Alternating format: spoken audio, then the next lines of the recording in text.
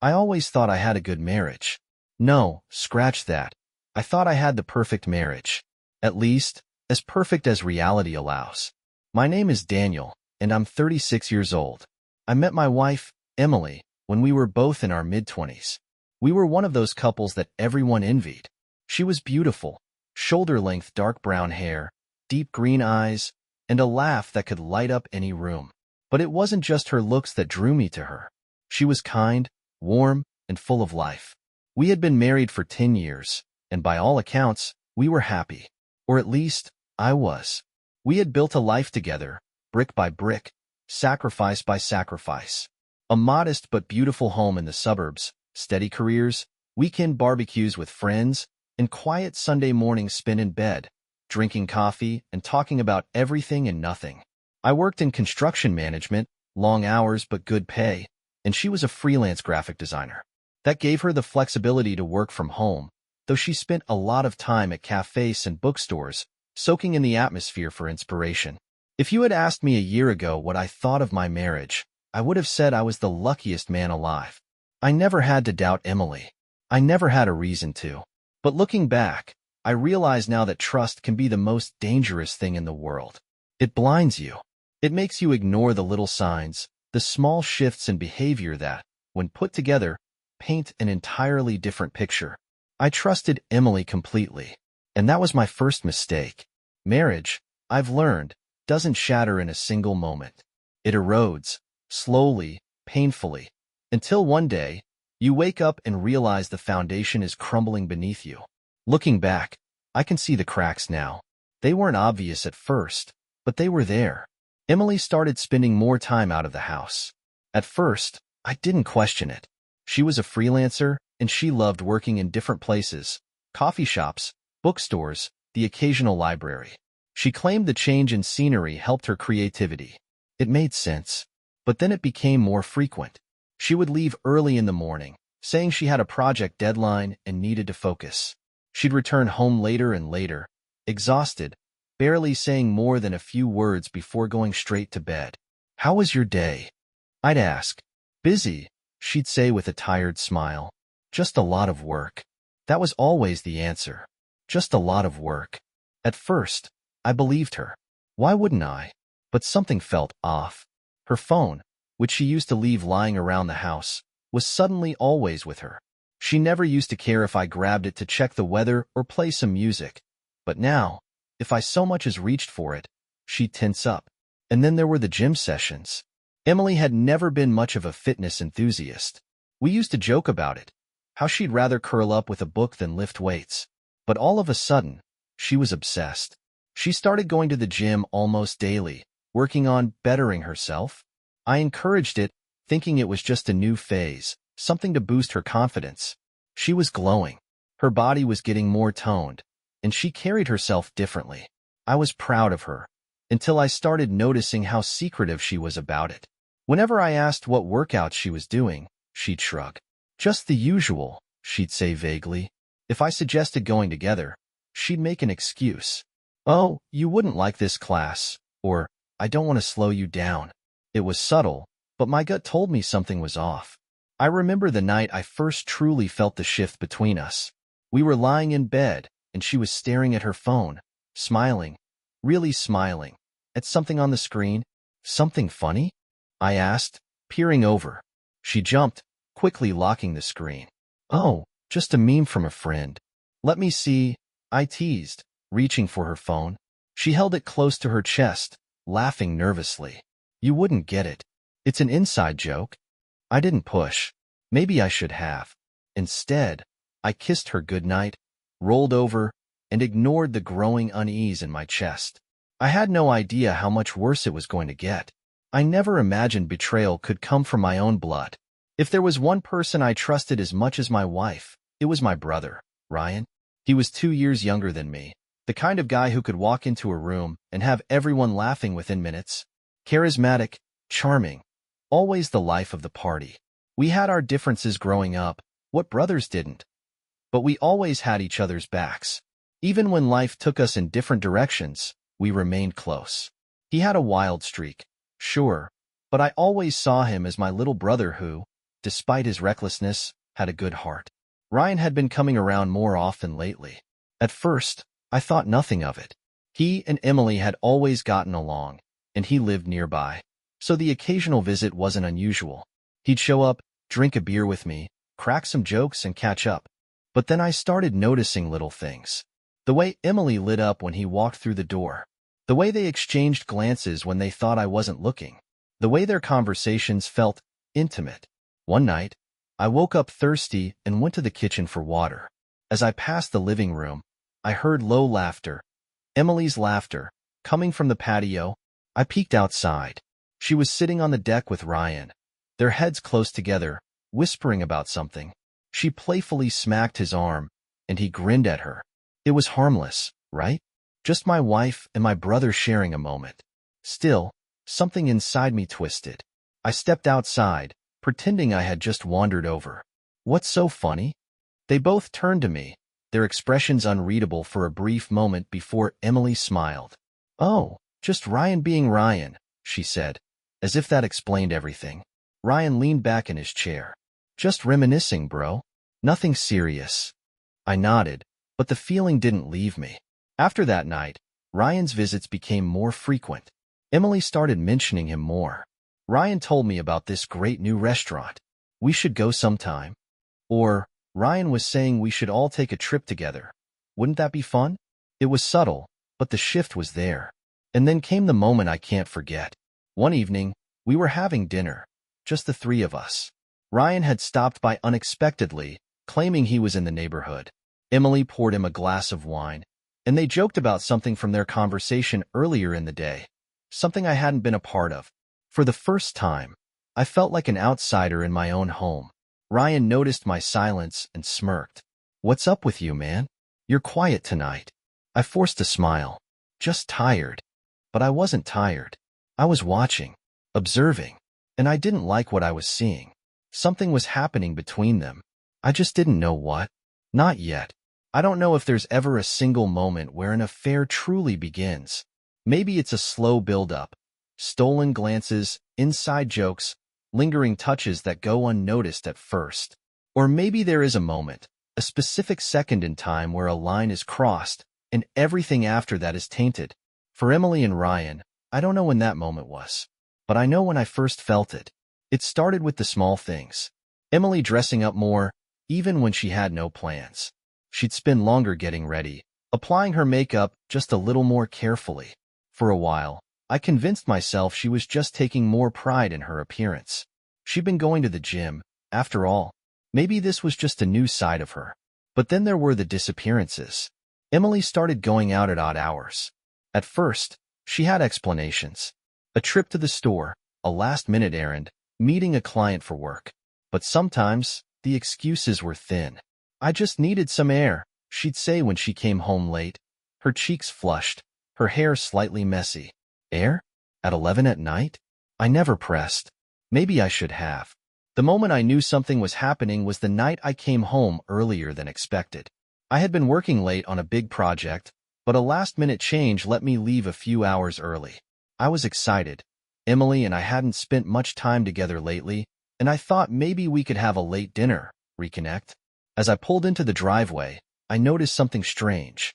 Ryan's car was parked down the street. At first, I thought nothing of it. He visited often. Maybe he had just stopped by.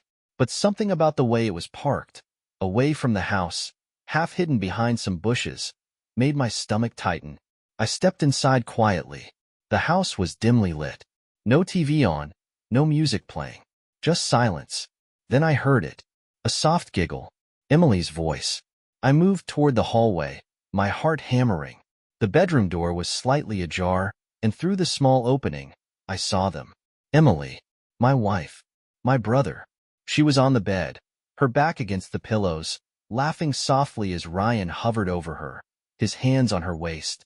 They weren't naked, not yet, but they were too close, too intimate. The way she looked at him, the way he leaned into her, it was enough. Enough to break something inside me. I pushed the door open hard, and they both jumped apart. Emily gasped, her face draining of color. "Daniel," Ryan scrambled back, running a hand through his hair, trying to play it off. Bro, this isn't what it looks like. I clenched my fists, my entire body trembling. Not what it looks like. The audacity. Emily's eyes filled with tears, but I didn't care. Daniel, please, let me explain. I took a slow breath, forcing my voice to stay steady. I think I've seen enough. And with that, I turned and walked out. I didn't know where I was going. I just knew I couldn't be in that house. Not with them. Not after this. I don't remember much of the night I caught them. I remember the cold air hitting my face as I walked out of the house, my legs moving on autopilot. I remember my phone vibrating in my pocket, Emily calling, then Ryan. I ignored them both. I drove for hours, aimless, my hands gripping the wheel so hard my knuckles turned white. My mind kept replaying the scene over and over again. The way she looked at him, the way he touched her, the way they jumped apart like two teenagers caught sneaking around. It didn't matter that they weren't naked. It didn't matter if they hadn't gone all the way yet. They had already crossed the line. I had lost them both in one night. I finally pulled into a cheap motel parking lot and sat there, staring at the steering wheel, feeling nothing, just empty. Eventually, exhaustion won. I checked in, threw my phone on the nightstand, and passed out. The next morning, reality hit like a freight train. I had over a dozen missed calls from Emily. Texts too. Emily, please come home. We need to talk. Emily, I swear it wasn't what you think. Emily, please, Daniel. I love you. Ryan, bro, please let's talk. I shut off my phone. There was nothing to say. For 2 days, I stayed at that motel, barely eating, barely sleeping. I wasn't ready to face her. I wasn't ready to face him. But eventually, I had to. I walked through the front door of my house late at night, bracing myself. Emily was sitting on the couch, curled up in one of my hoodies, eyes swollen from crying. The moment she saw me, she ran over and wrapped her arms around me. I didn't hug her back. Daniel, I'm so sorry, she sobbed into my chest. I don't know what I was thinking. It was a mistake. I pulled away. How long? My voice was hoarse, barely above a whisper. She hesitated. A few weeks. Liar. I could see it in her eyes. It had been longer. Are you in love with him? No. She shook her head desperately. I swear, it didn't mean anything. It was just, she exhaled, running a shaky hand through her hair. It was stupid. I was stupid. I wanted to believe her. God, I wanted to. But the image of them together was burned into my mind. I walked past her, heading for the bedroom. We're done, Emily. She followed after me, grabbing my arm. No, we're not. We can fix this. I turned to face her, and for the first time in our marriage, I saw something I had never seen before. Desperation. Not guilt. Not regret. But fear. And then she said the words that changed everything. I'm pregnant. Silence. A cold, suffocating silence. I stared at her, my heart slamming against my ribs. What? Tears welled up in her eyes. I found out yesterday. I felt the air leave my lungs. My legs threatened to give out beneath me. Pregnant.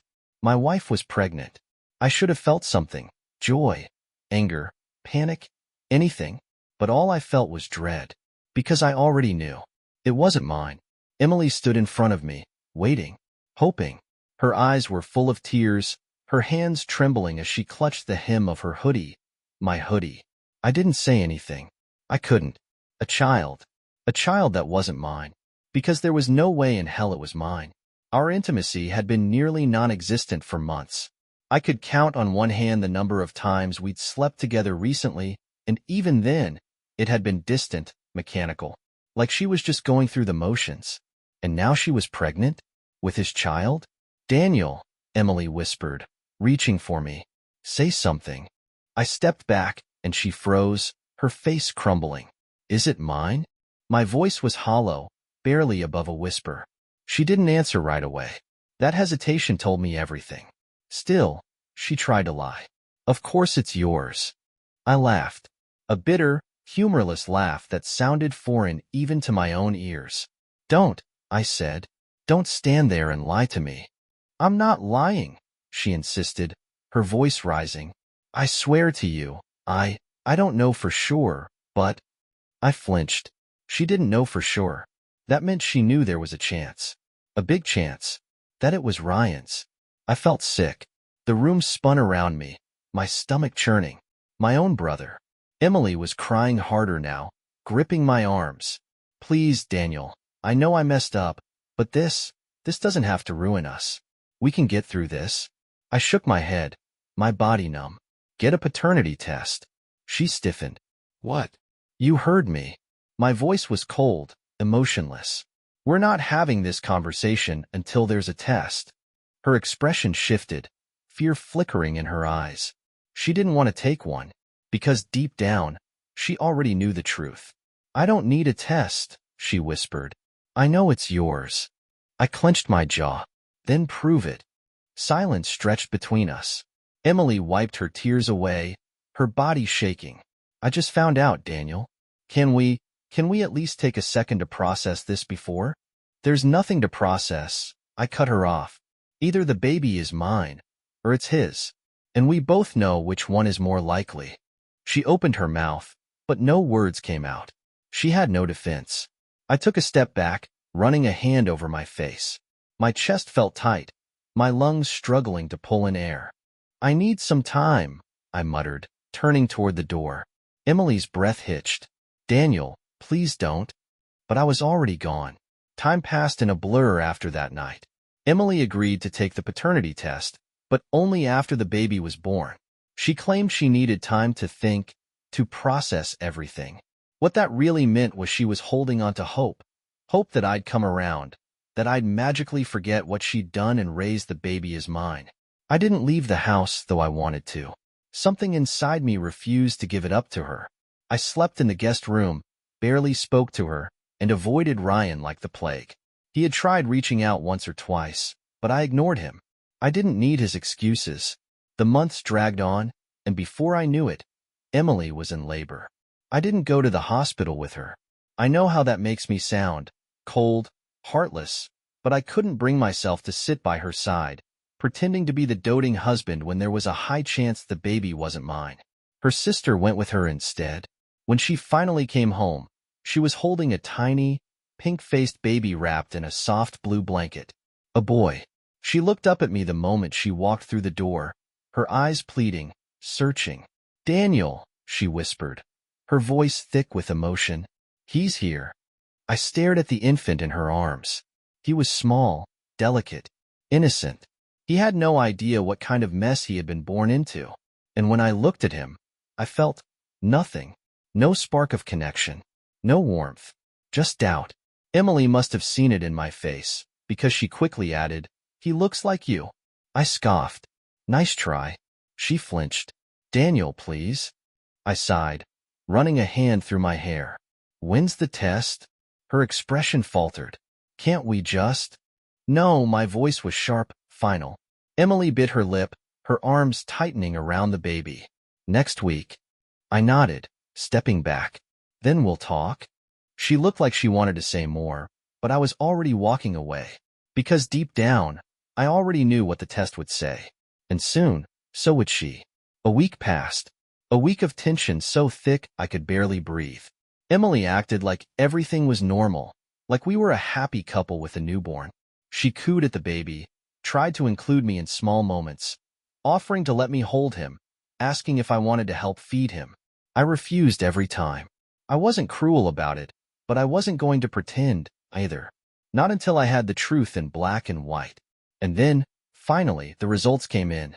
Emily sat across from me at the dining table, the envelope trembling in her hands. The baby, her baby, was sleeping in a bassinet nearby. Do you want to open it? She asked softly, her voice barely above a whisper. No, I said. Read it. She swallowed hard, hesitating. And in that moment, I realized something. She already knew. She was just hoping for a miracle. With shaky hands, she tore the envelope open and pulled out the paper. Her eyes scanned the words, her breath hitching. I watched as her face crumpled, her lips parting in a silent gasp. Then, she started crying. I didn't need to read the results. That told me everything. I reached across the table and grabbed the paper from her hands. My eyes flicked to the one line that mattered. Probability of paternity, 0%. A sharp, bitter laugh escaped me.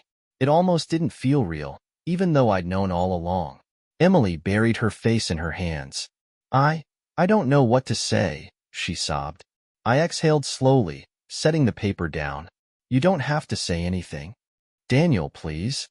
She reached for me, but I jerked back like her touch burned. It was a mistake.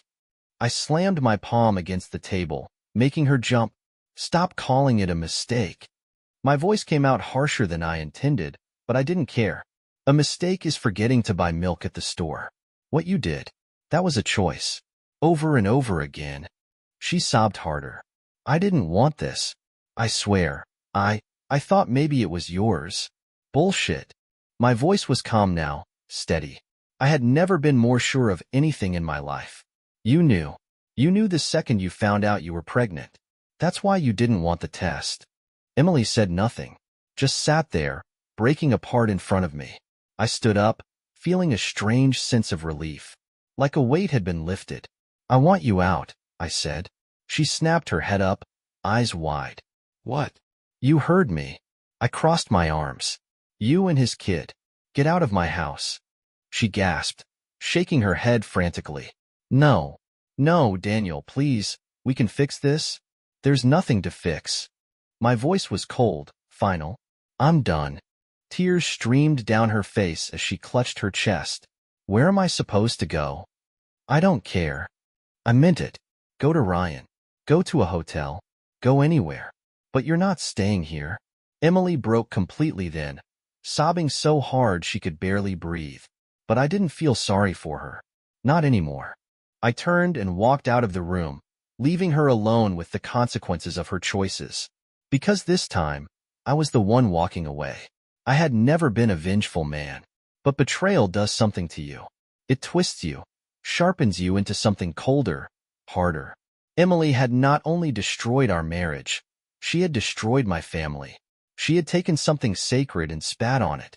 And Ryan, my own brother, he had done worse. So no, I wasn't going to let them walk away unscathed. The first step was getting her out of my house. Emily begged, pleaded, even tried to manipulate me into letting her stay. For the baby, she said, as if that meant anything to me. But I wasn't budging. I gave her 1 week. 1 week to pack up her things and find somewhere else to go. I didn't care if she went to Ryan's place, a shelter, or a hotel. I just wanted her gone. And when that week was up, I changed the locks. The next step? Ryan. That bastard had been avoiding me since the truth came out. He hadn't even tried to contact me after the DNA test results. Coward. So, I went to him. He was at his apartment when I showed up unannounced, knocking hard on the door. When he opened it and saw me standing there, his face paled. Daniel. I didn't let him finish. The second the door swung open, I punched him square in the jaw. He stumbled back, clutching his face. Jesus Christ. That's for screwing my wife, I said. He groaned, wiping blood from his lip. I deserved that. I stepped inside, slamming the door behind me. Damn right you did. Ryan exhaled, shaking his head. Look, man, I don't want your excuses. I cut him off. I don't want your pathetic apologies. I just came here to tell you one thing.